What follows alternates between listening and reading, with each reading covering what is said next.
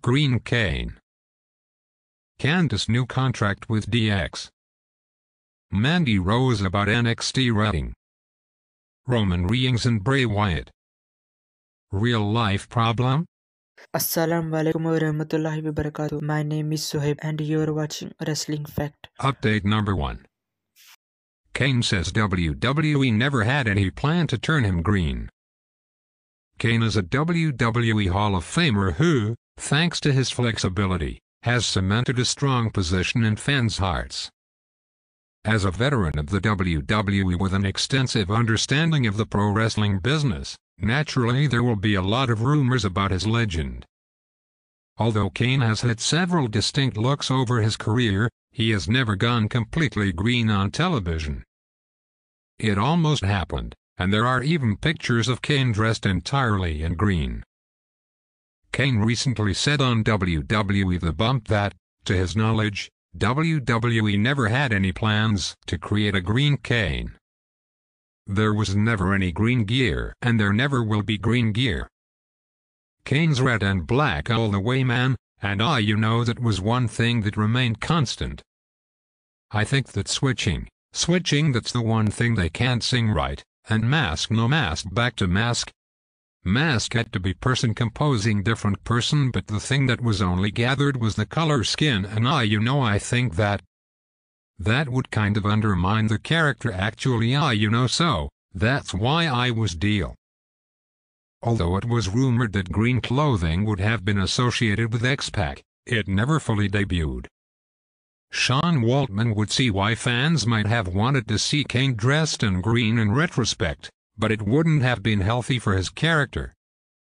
Green Kane may come as a surprise to some. Let's see what happens next, and if even more the legend is ever unveiled. What are your thoughts on Green Kane? Let us know in the comments. What's your take on it? Sound it in the comments. Second update, Candice Lerae worked out her new contract with DX. Gargano's wife, Candice Lerae's contract, was set to expire in the middle of this year.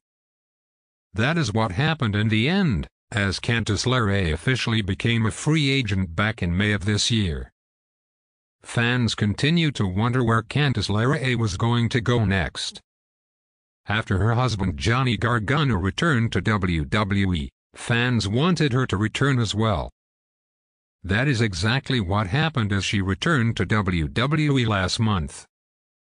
D-Generation X celebrated their 25th anniversary on the October 10th episode of WWE Raw with Triple H, Sean Waltman, Shawn Michaels and Road Dogg as well.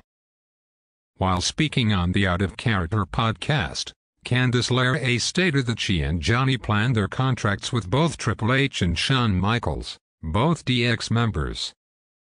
It was like, okay, Johnny and I are here, you know, we're waiting for Hunter to come in, and then Shawn Michaels walked in and sat down at the table with his food, and I was like, oh okay, that's fine.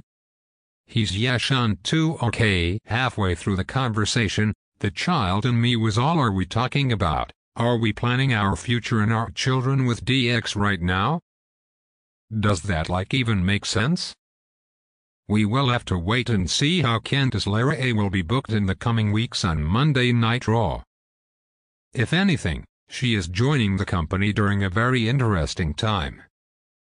What's your take on Candice Lerae's WWE debut? Sound off in the comments. Third update, Mandy Rose says WWE NXT ratings will fall when her title reign ends.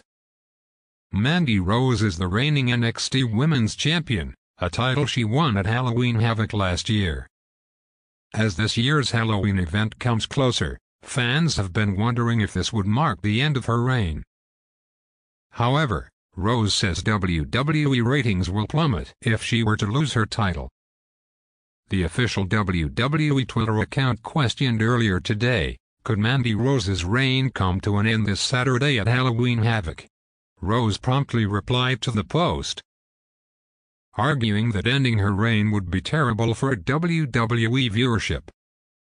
The Golden Goddess has already surpassed 350 days as her champion, and if she retains her title at Halloween Havoc 2022, she will be well on her way to breaking Asuka's 510-day record. Rose will be in action this Saturday at Halloween Havoc. She is set to defend her NXT Women's Championship against Alba Fyre. Do you think Mandy Rose will break Asuka's record for the longest reigning champion? Let us know in the comments. Fourth update: Roman Reigns was not happy about Bray Wyatt involving his daughter in their WWE feud.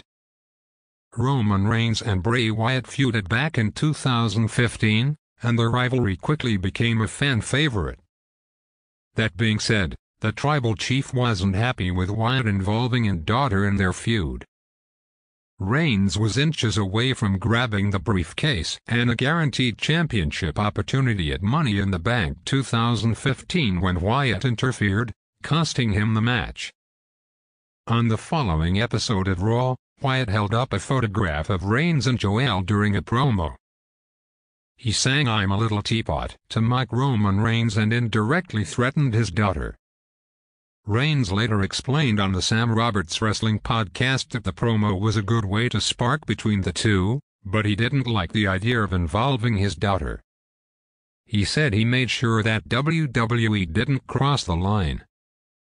It was something to spark, but too much is too much, and I thought we were able to push a line and stay there and not go too far, and we were able to go back towards the wrestling and the talent and us telling our individual competition story opposed to getting too deep into that type of real-life situation. Years later, Reigns is now WWE's top guy. He is known to be a big family and likes to keep his family life private. Reigns is a father of 5, Joelle is his first daughter who he welcomed in 2008 with wife Galena Joelle Becker. What do you think of Bray Wyatt involving Reigns' daughter in their WWE feud? Let us know in the comments. Thanks for watching. See you guys in my next video.